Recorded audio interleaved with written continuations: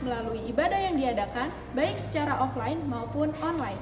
Mari habiskan sisa hidup dengan berbagi kisah hidup yang memberkati. Kejadian 12 ayat 3. Bersama kami inilah Graci News.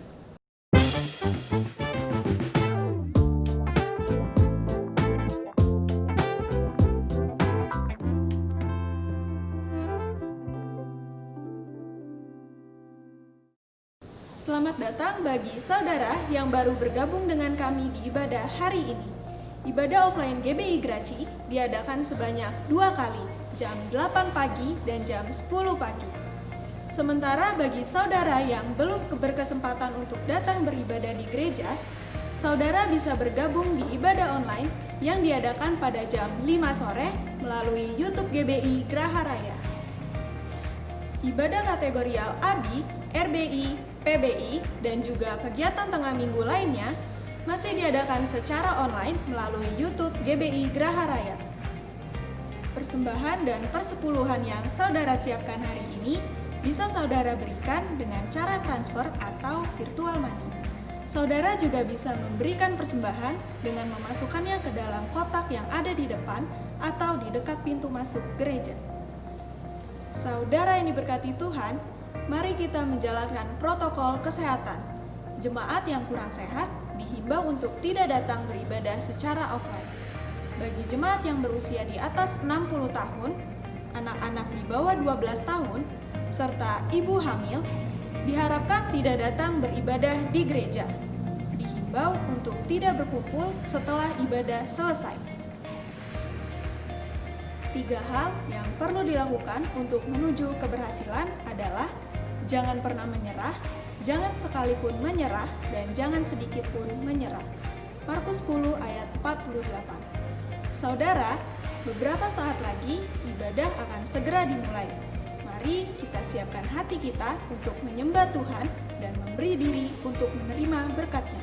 Tuhan Yesus pasti memberkati. Halo Bapak Ibu yang dikasihi Tuhan, saya percaya Bapak Ibu dalam keadaan baik-baik saja pada sore hari ini.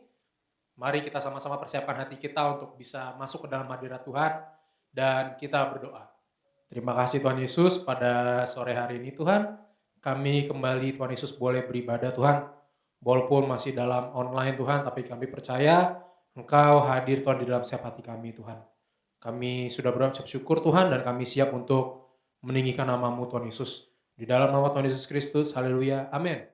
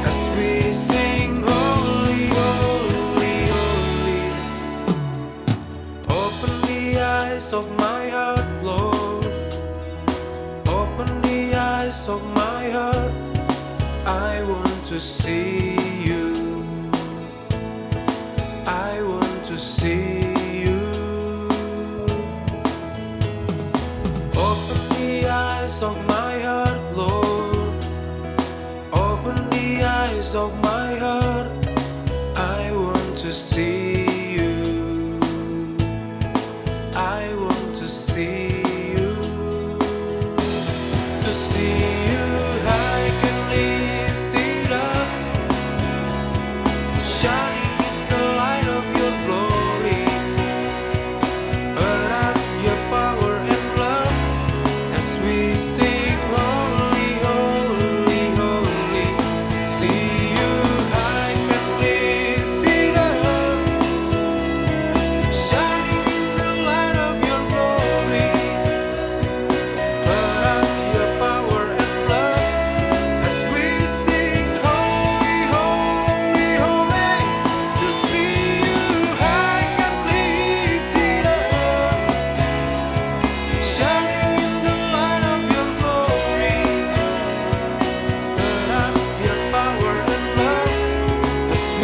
sing holy, holy, holy.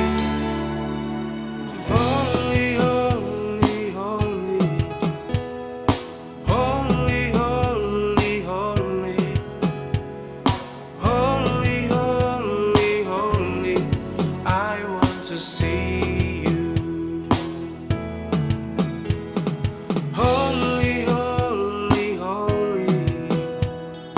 Holy, holy, holy. Holy, holy, holy. I want to see you. Holy, holy, holy. Holy, holy, holy. Holy, holy, holy. I want to see you.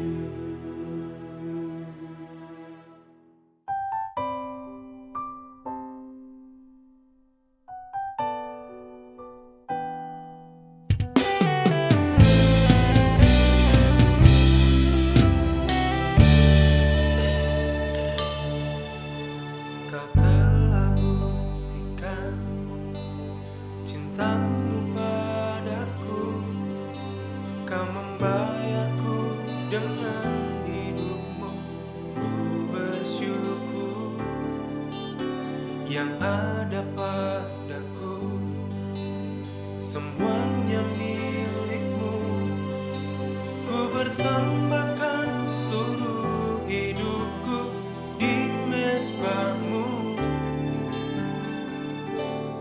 Hanya Kau yang menjadi tempat jawaban. Hanya Kau tempatku berharap. Berjalan bersamamu, ku takkan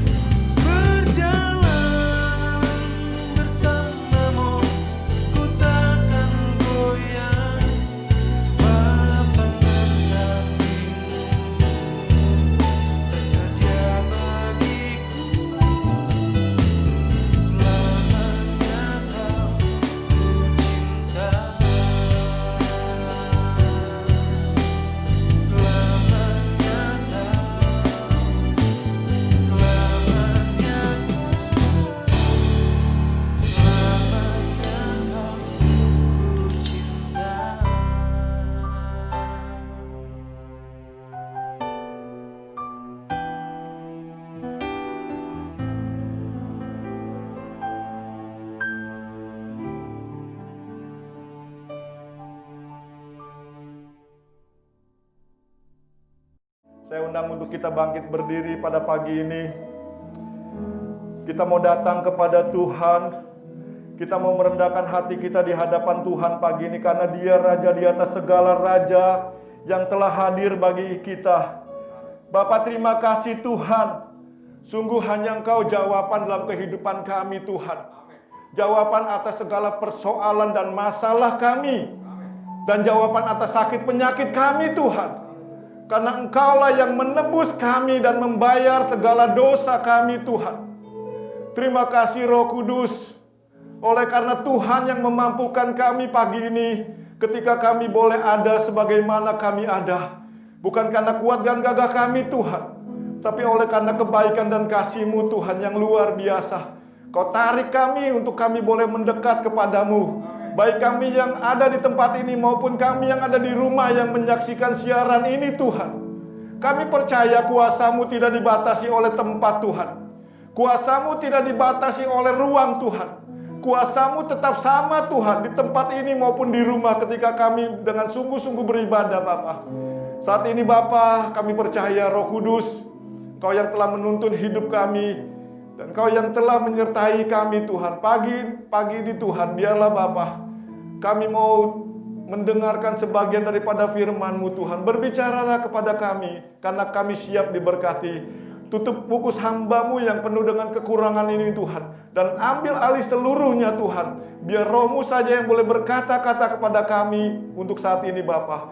Kami mau terima segala berkat-Mu hanya di dalam nama Tuhan Yesus Kristus.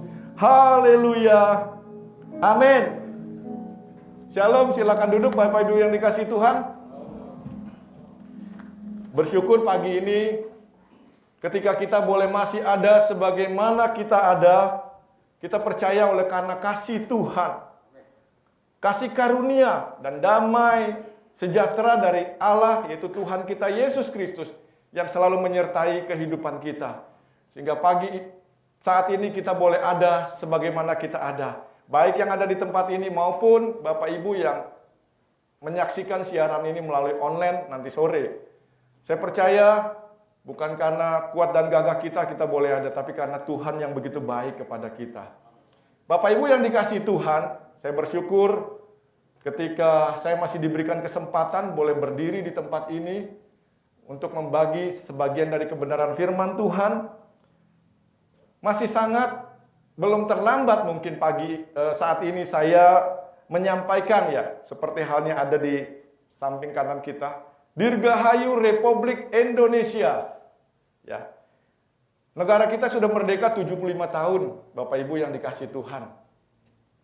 Kemerdekaan yang dihasilkan oleh perjuangan para pahlawan kita dan oleh karena rahmatnya dan kasih Tuhan yang luar biasa yang kita terima.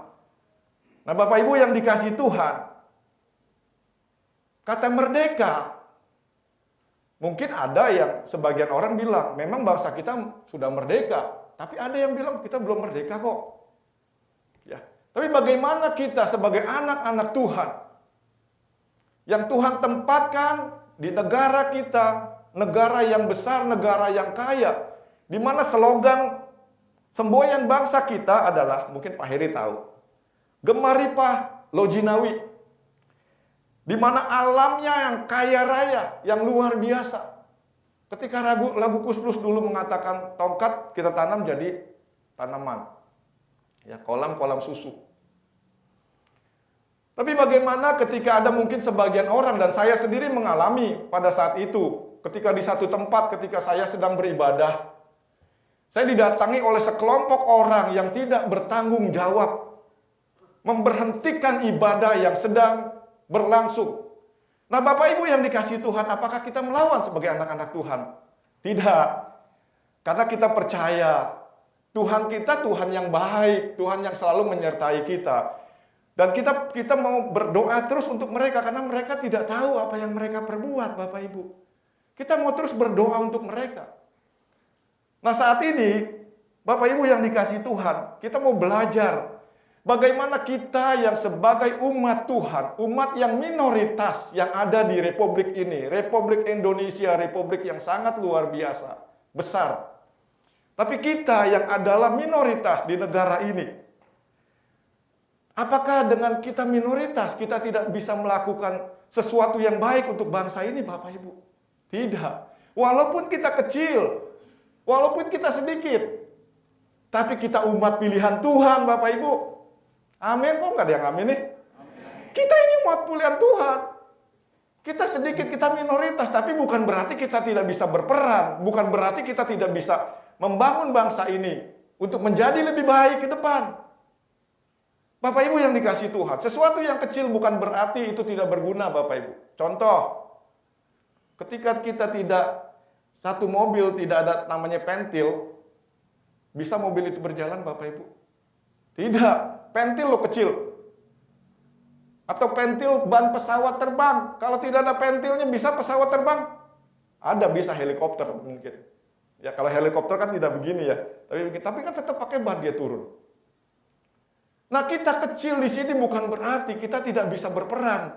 Nah, pada pagi ini kita mau belajar dari firman Tuhan, di mana saya dikasih tema melalui sinode. Kita mau buka di dalam surat Petrus, 1 Petrus 2. Saya nggak bacakan semua, tapi nanti bagaimana saya akan bicara, saya akan simpulkan dan saya akan ulas ya beberapa ayat. 1 Petrus 2 ayat 11 sampai ke 17. Nanti lebih jelasnya Bapak Ibu baca di rumah. Nah, tapi Pak, saat ini kita mau konsentrasi dulu apa yang saya jelaskan. Nah, Bapak Ibu yang dikasih Tuhan, di dalam 1 Petrus pasal yang kedua ayat yang ke-11 ya.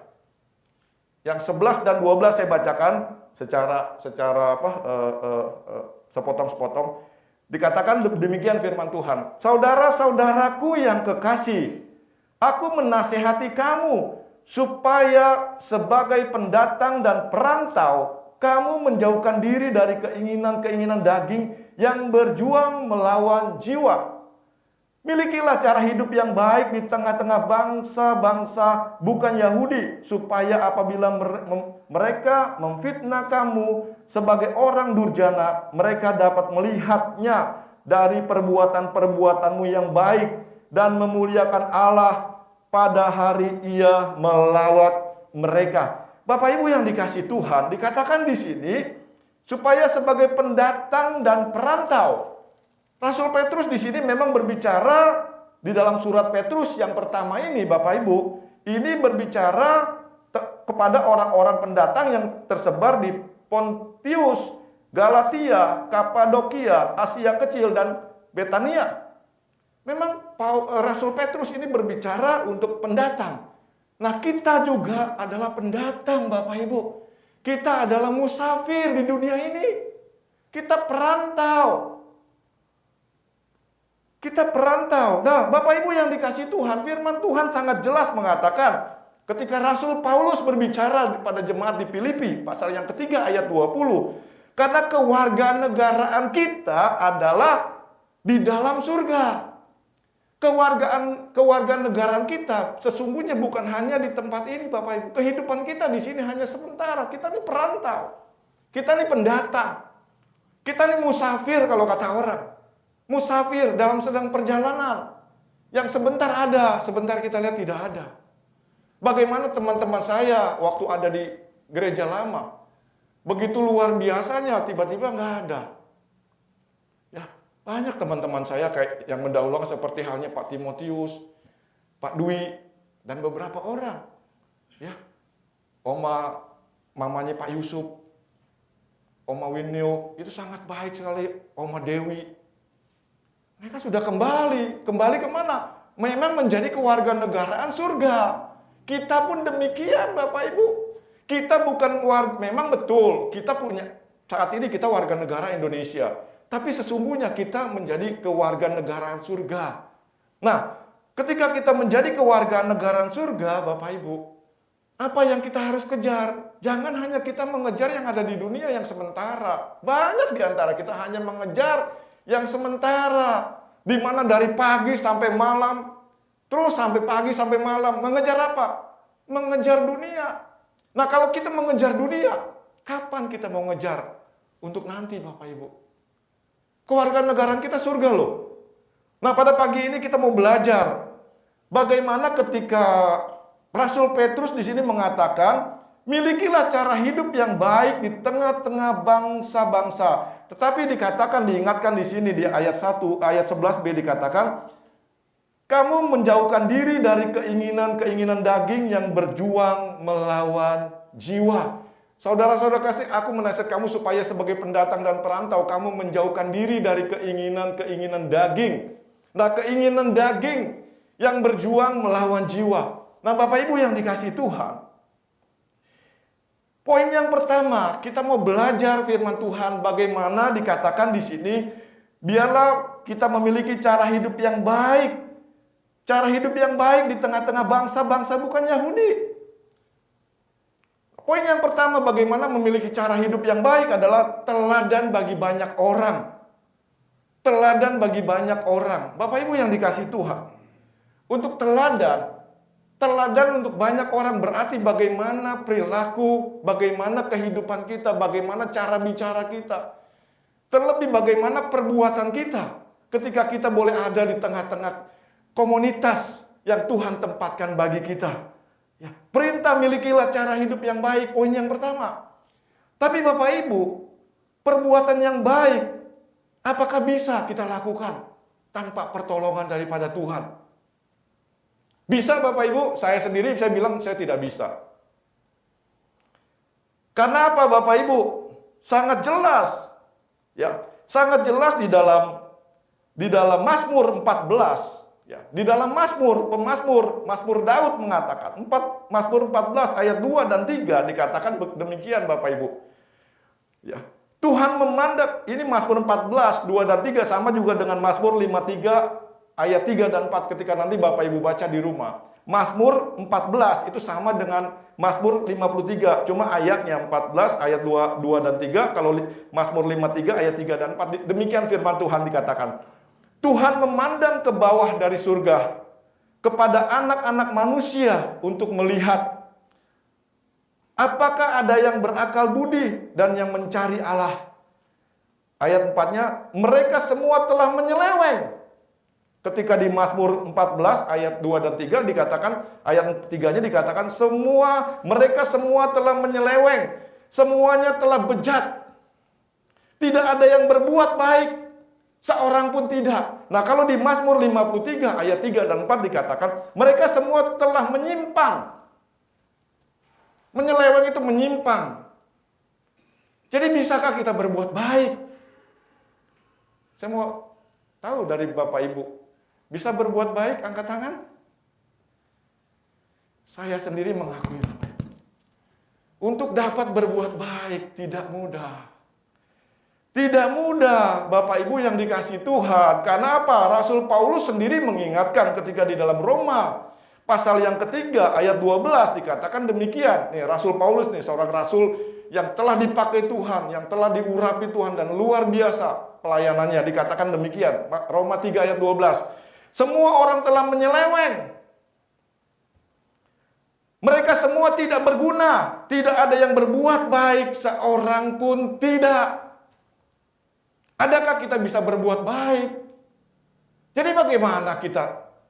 Berarti kita sama dong dengan mereka yang tidak percaya dan tidak menerima Tuhan. Kenapa?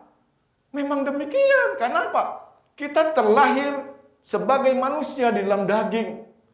Daging inilah yang membawa kita di dalam maut dosa. Karena semua manusia telah menyeleweng dan manusia telah melanggar. Bagaimana ketika Adam dan Hawa jatuh di dalam dosa. Nenek moyang kita, itulah akhirnya kita menjadi orang berdosa. Nah, kita di dunia, selama kita di dalam daging, makanya di ayat 11 dikatakan, kamu menjauhkan diri dari keinginan daging. Nah, Bapak Ibu, kalau hidup kita masih terus di dalam daging, dalam keinginan daging, tidak mudah kita untuk dapat berbuat baik. Karena seorang Rasul Paulus sendiri mengatakan, yuk kita buka di dalam Roma 8 ya. Di dalam Roma 8, nanti Bapak Ibu baca di rumah selanjutnya. Saya cuma kupas saja. Roma 8 ayat kedua, 3 dan 4. Roma 8 ayat 2, Roma 8 ayat 2, 3 dan 4. Ya, kita menyimak Bapak Ibu ya. Dikatakan demikian. Roma 8 ayat 2, roh yang memberi hidup telah memerdekakan kamu dalam Kristus dan hukum dosa dan hukum maut.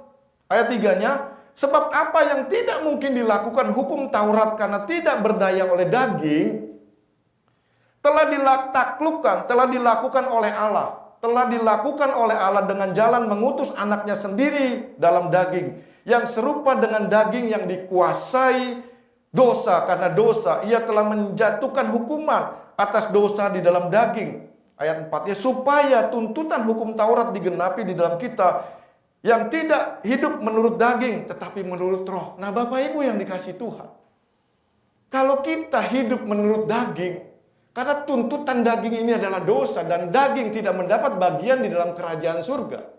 Karena daging kita akan tinggal. Karena daging kita akan dikubur. Daging kita dari tanah akan kembali ke tanah. Tetapi bagaimana Rasul Paulus mengatakan ini? Apa yang tidak berdaya oleh daging, ya, karena dilakukan hukum Taurat tidak berdaya oleh daging, telah ditaklukkan, telah dilakukan oleh Allah. Telah dilakukan oleh Allah dengan apa? Dengan pengorbanannya di atas kayu salib 2000 tahun yang lalu. Dan melalui pengorbanan itulah, ya, memampukan kita. Karena apa? Karena kuasa roh itu. Roh itulah yang memampukan kita untuk kita bisa menjadi orang merdeka. Kita bisa menjadi orang merdeka. Apakah kita tidak bisa berbuat dosa? Masih bisa. Masih bisa kalau kita hidup menurut daging. Tapi biarlah pagi ini kita mau belajar, ya, bagaimana ketika kita mau melakukan yang baik, kita harus mau menyerahkan hidup kita dan kita mau mengundang Roh Kudus. Roh itulah yang memampukan kita. Untuk apa? Untuk kita dapat melakukan kebaikan yang dilakukan oleh Tuhan sendiri, oleh Roh Kudus sendiri di dalam hidup kita. Karena Rasul Paulus mengatakan, hidupku bukan hidup aku lagi, tapi Kristus yang hidup di dalam aku. Nah, kalau Kristus hidup di dalam aku, jadi bukan lagi kita yang melakukan. Bukan lagi kita mengejar kebenaran dari tuntutan hukum-hukum Taurat itu. Tidak bisa. Hukum Taurat yang begitu banyak, 10 hukum Taurat. Tidak bisa Bapak Ibu, untuk kita bisa jalankan. Ketika satu kita langgar, semua gugur Bapak Ibu. Ada kisah ketika tempo dulu, ketika orang daerah, orang Flores datang, orang bukan Flores lah, orang pedalaman lah, tapi anak Tuhan ketika datang ke Jakarta waktu itu masih terkenal film apa namanya Ten Commandment. Tahu ya? Ten Commandment, 10 perintah Tuhan. Dia mau masuk bioskop Bapak Ibu. Nah, ketika masih bioskop rupanya harga tiketnya dia nggak punya nih, dia cuma punya setengah. Akhirnya dia datangin kasirnya, dia bilang, "Bu, kita punya duit segini nih. Kalau nggak kita nonton cuma 5 aja dah." Maksudnya 5 hukum itu kan 10, 5 hukum aja karena duitnya setengah. Nah, jadi nggak bisa Bapak Ibu, 10 kita tidak bisa. Tapi karena Roh Kudus yang memampukan kita. Ya, ketika pujian yang kita naikkan, ku buka hati untuk jamahanmu, berserah penuh di hadiratmu, kau ambil alih seluruh hidupku, di altarmu menyembahmu, rohmu yang hidup penuhiku, mengalir dalamku. Tuh, Bapak Ibu, kita buka hati untuk apa? Untuk diambil alih oleh Roh Kudus. Nah, kalau itu kita mau buka hati, Roh Kudus mengambil alih hidup kita. Hidup kita lagi bukan hidup kedagingan, Bapak Ibu. Karena hidup kedagingan kita, hidup dalam daging kita adalah hidup perseteruan dengan Allah. Kita jadi musuhnya Allah loh Bapak Ibu. Bapak Ibu nanti baca di dalam Galatia, bagaimana hidup menurut daging dan hidup menurut roh. Galatia 5. Ya. Kalau hidup kita hanya menurut daging, walaupun Bapak Ibu yang dikasih Tuhan, kita boleh melayani dengan luar biasa, tapi kalau hidup kita, hidup yang hanya cuma fokus, ya, hanya pribadi kita,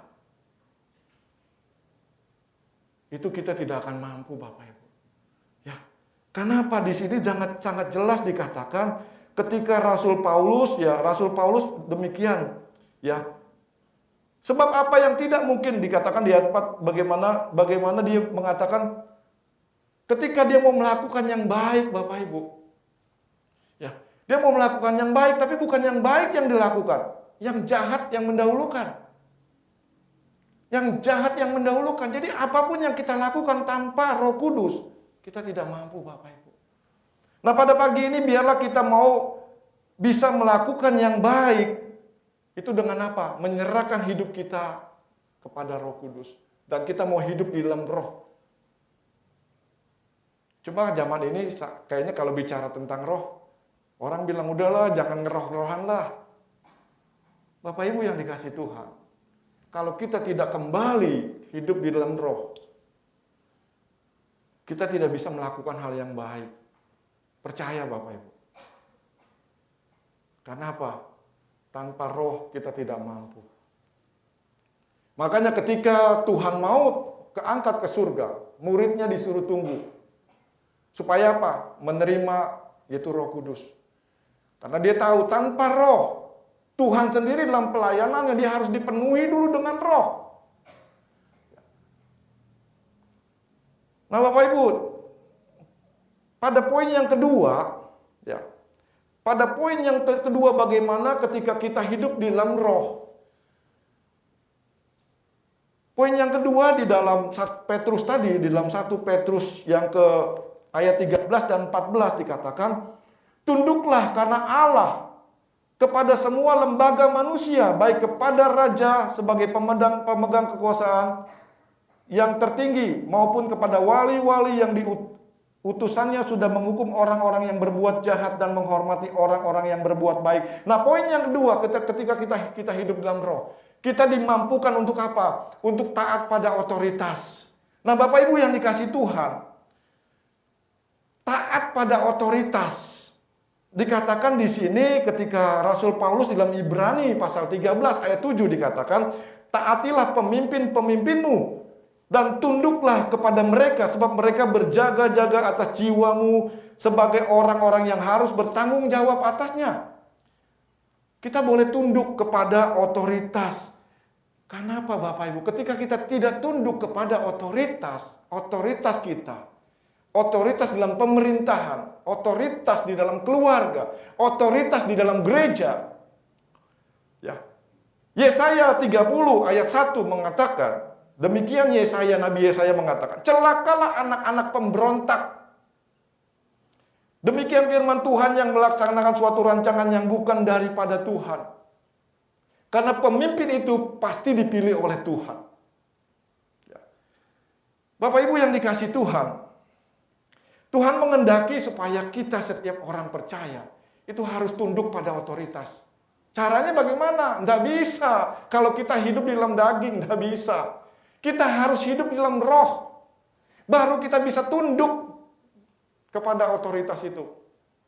Kenapa Bapak Ibu? Seringkali kita di bawah otoritas, seringkali kita merasa kita ditekan. Kita merasa kita diremehkan, kita tidak dipedulikan. Kenapa? Daging, berontak. Tapi ketika kita dalam hidup dalam roh, bagaimana Tuhan Yesus tidak berontak ketika dia akan disalib. Nah Bapak Ibu yang dikasih Tuhan, tidak sedikit orang percaya yang tidak tunduk kepada pemimpin rohaninya. Ya. Mereka malah suka mengkritik. Seringkali orang yang namanya tidak tunduk, seringkali mengkritik loh Bapak Ibu. Membicarakan kelemahan dan kekurangan serta merendahkannya. Ya apa itu begini-begini diajak jalani. Nah Bapak Ibu yang dikasih Tuhan, ketika kita hidup di dalam roh, roh itulah yang memampukan kita untuk kita belajar merendahkan hati kita di hadapan Tuhan. Dan kita percaya ketika kita juga mau bisa merendah di hadapan sesama. Itu bukan karena kita Bapak Ibu. Daging ini selalu egois. Daging ini selalu mau dimanja. Daging ini selalu mau yang enak. Tapi bagaimana kedagingan ini yang harus dimatikan? Tuhan jalankan ini melalui di atas kayu salib.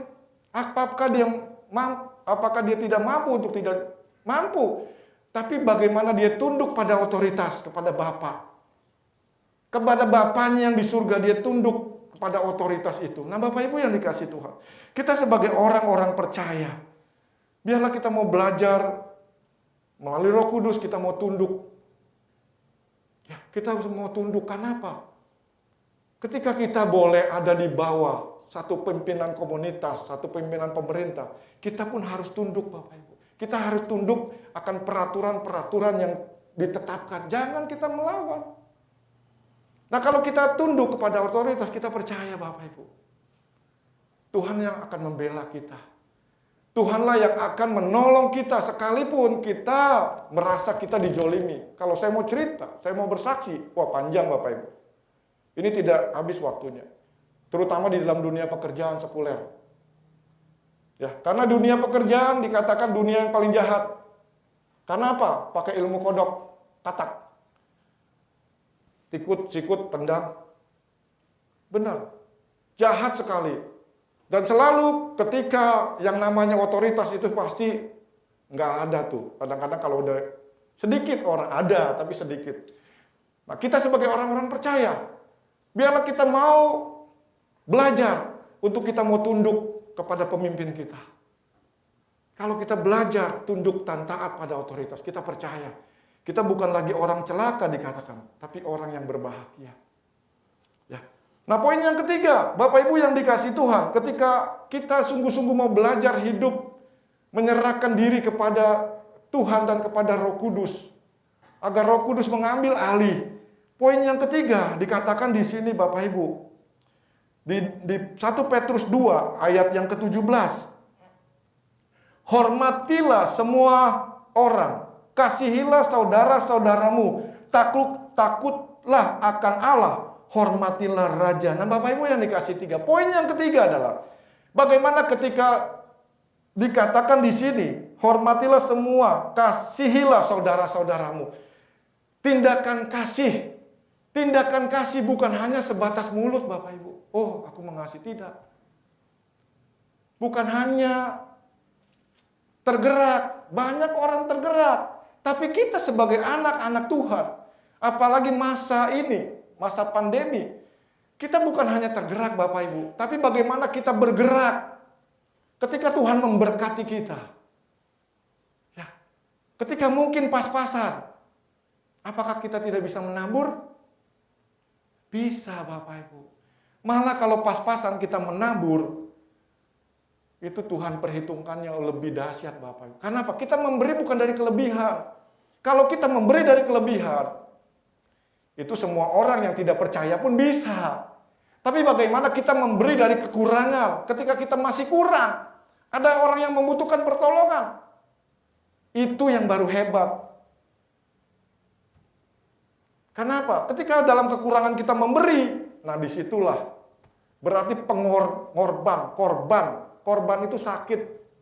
Korban itu harus sakit karena apa? Harus keluar darah.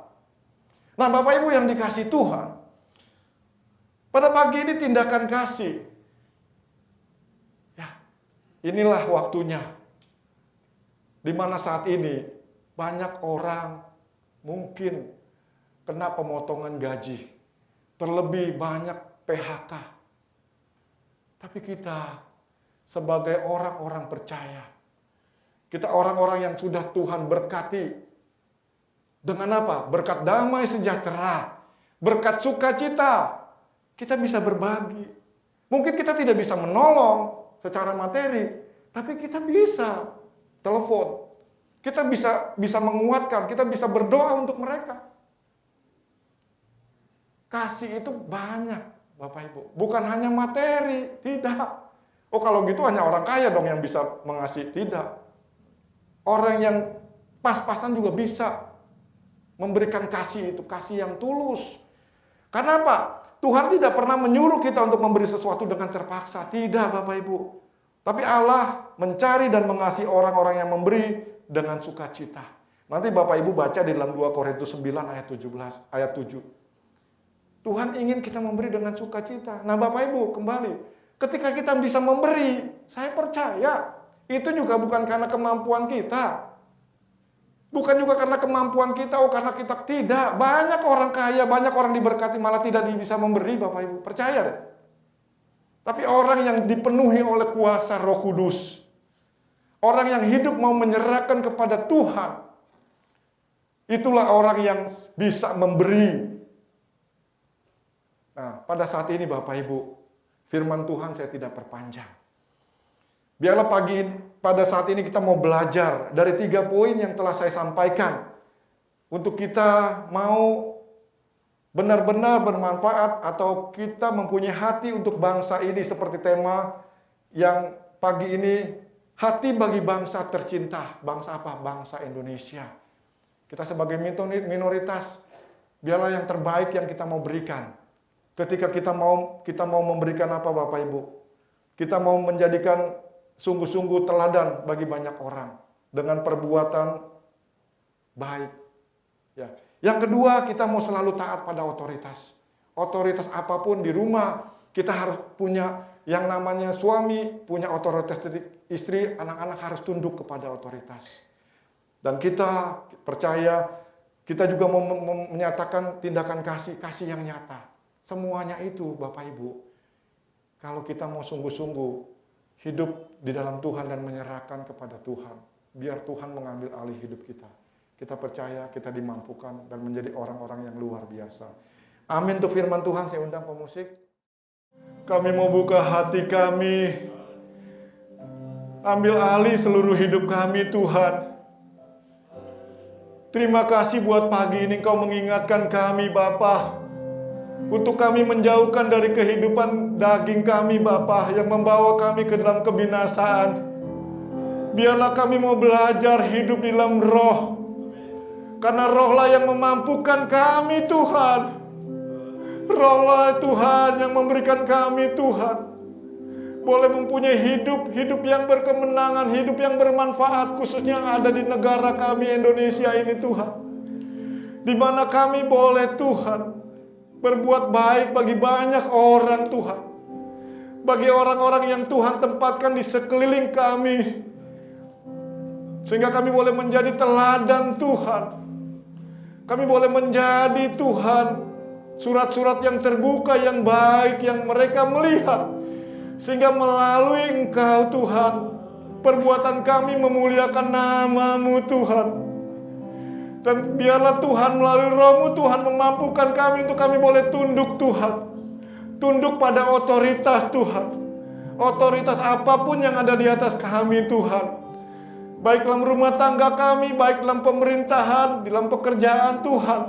Dalam bergereja, dimanapun komunitas kami berada. Kami percaya Roh-Mu yang memampukan kami untuk kami boleh tunduk pada otoritas itu Bapa. Sehingga kami bukan menjadi orang yang celaka, orang yang memberontak Tuhan. Terima kasih Tuhan, sehingga Bapa kami percaya melalui Roh-Mu juga Tuhan. Kasih yang Engkau berikan kepada kami melalui pengorbanan-Mu di atas kayu salib. Anak-Mu yang tunggal yang Kau berikan untuk menyelamatkan kami. Kasih yang terbesar yang Kau sudah berikan bagi kami. Dan kami percaya oleh karena kasih-Mu yang penuh dalam hidup kami, itulah yang memampukan kami untuk kami memberikan kasih. Kasih yang tanpa pamrih, kasih yang tulus, kasih yang sungguh-sungguh Bapa. Terima kasih buat saat ini Bapa. Terima kasih buat firman-Mu Tuhan. Terima kasih Tuhan. Terima kasih Tuhan. Hamba selesai berbicara. Roh Kudus terus ambil alih. Roh Kudus terus bekerja. Roh Kudus terus Tuhan beracara di kehidupan kami. Sehingga sungguh-sungguh Tuhan, kami menjadi orang-orang yang bermanfaat Tuhan. Orang-orang yang berguna Tuhan. Terima kasih Bapa. Terpuji-pujilah nama-Mu Tuhan. Segala pujian, hormat, syukur hanya bagi-Mu Tuhan. Hanya di dalam nama Tuhan Yesus Kristus kami sudah berdoa dan mengucap syukur. Haleluya. Amin. Saudara-saudari yang kekasih, saatnya bagi kita untuk menerima berkat. Maka angkatlah kedua belah tanganmu. Angkatlah hatimu. Berharaplah penuh kepada Bapa di surga.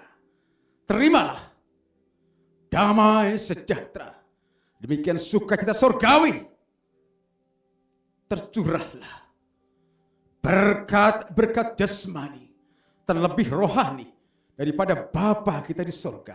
Demikian pun cinta kasih yang tiada pernah terbatas, yang tiada pernah bersyarat daripada Tuhan kita, Yesus Kristus Raja kemuliaan, serta penyertaan, penghiburan, pertolongan daripada Rohul Kudus senantiasa hadir di setiap waktu kita, mulai saat ini sampai Maranatha, Tuhan Yesus Kristus datang kedua kali. Semua katakan amin.